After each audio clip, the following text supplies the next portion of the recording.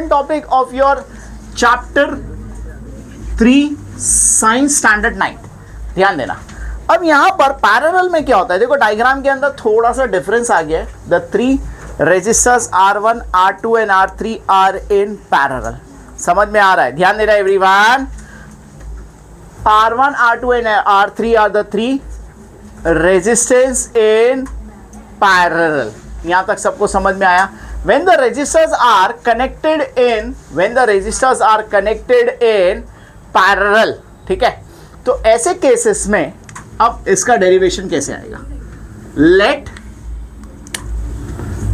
let R1, R2 and R3 be the 3 resistors and V1 and I1, I2 and I3 be the electric current। उम्मीद करता हूं यहां तक समझ में आया। देखो there is a difference between series and parallel। Series में हमने क्या किया था?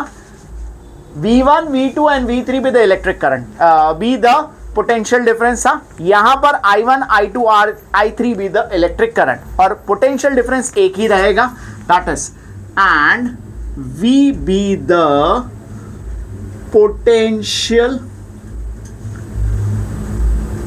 डिफरेंस। ठीक है। अच्छा, हम सारे लोगों को ओम्स लॉ मालूम है। ओम्स लॉ क्या बोलता है? V is equal to I। बरोबर है? यहां तक समझा? सो अगर हम लोग V अपॉन R लिखेंगे तो ये क्या हो जाएगा हमारा? आई होप समझ में आ रहा है। In simple word I is equal to क्या आ जाएगा? V upon R। This is again Ohm's law. तो therefore I1 is equal to क्या आ जाएगा? V upon R1।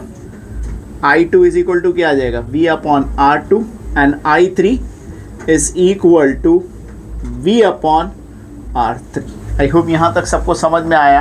ठीक है, ध्यान देना। नाउ I का वैल्यू क्या आएगा?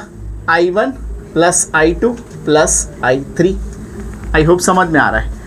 I की वैल्यू क्या है? V upon R, V upon R1, V upon R2 and V upon R3। जब आप देखोगे सारे लोगों में V कॉमन है, so V upon R is equal to V common. V अगर कॉमन निकाल लिया, कुछ नहीं बचा, तो 1 upon R1, 1 upon R2 and 1 upon R3। ठीक है। V cut, 1 upon R is equal to 1 upon R1, 1 upon R2 plus 1 upon R3। Therefore, finally I can say that resistance in parallel is equal to 1 upon R1, R2, R3 plus dot 1 upon number of resistance। I hope ये समझ में आया। फिर से एक बार देखिए। Let R1, R2 and R3 be the 3 resistors and I1, I2 and I3 be the electric current, V be the potential difference। Series में आप क्या करोगे?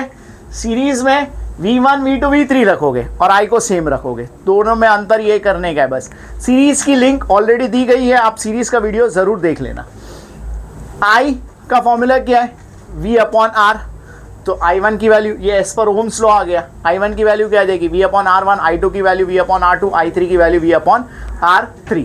नाउ I का फॉर्मूला क्या है? I1, I2, I3 तीनों को प्लस किया। I की value V upon R1, V upon R2, V upon R3। जब हमने V को कॉमन निकाला, V cut, 1 upon R1, 1 upon R2, 1 upon R3। Hence resistance in parallel is equal to 1 upon R1 plus 1 upon R2 plus 1 upon R3 dot. अच्छा, अब इसमें दो important point याद रखिए कि क्या है। तो याद रखिए भाई, ये जो हम यूज करते हैं ना, this is use to reduce the parallel is normally used to reduce the resistance। ये सबसे इंपॉर्टेंट पॉइंट है, ऑब्जेक्टिव में आता है। पैरेलल क्यों यूज किया जाता है? To reduce the resistance. Where series क्यों यूज किया जाता है? To increase the resistance. ये पहला पॉइंट इंपॉर्टेंट पॉइंट है। और सेकेंड वाला इंपॉर्टेंट पॉइंट है इफेक्टिव रेजिस्टेंस, जिसको हम लोग 1/RP भी कहते हैं। समझ में आ रहा है? ठीक है, is less than individual, is less than individual resistance. अब इसका मतलब क्या है कि जो आपको रेजिस्टेंस इन पैरेलल आया ना, वो हमेशा लेस रहेगा। किससे लेस रहेगा? R1, R2, R3 and so on. समझ में आया? यानी सपोज आपका R1 6 है तो रेजिस्टेंस इन पैरेलल 6 से कम आएगा। R2 अगर आपका 5 है तो रेजिस्टेंस इन पैरेलल 5 से भी कम आएगा। R3 आपका 4 है तो रेजिस्टेंस इन पैरेलल 4 से भी कम आएगा। समझ में आया? और सीरीज में इसका ऑपोजिट रहता है। Clear till here? समझा? फटाफट इसको कॉपी करके एक बार अच्छी तरह आप लोग समझ सकते हो।